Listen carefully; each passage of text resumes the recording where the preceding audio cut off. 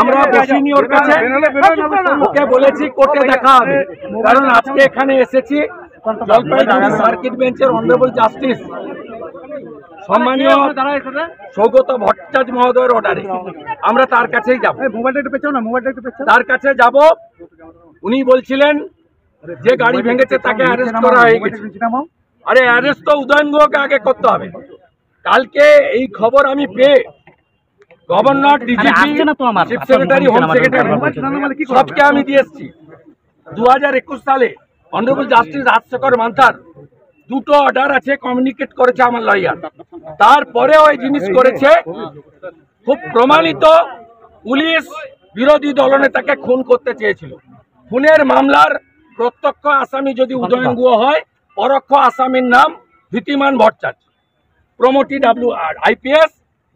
প্রত্যক্ষ খুনি যদি উদয়ন গুহ হয়, পরোক্ষ খুনি হচ্ছে ধৃতিমান ভট্টাচার্য।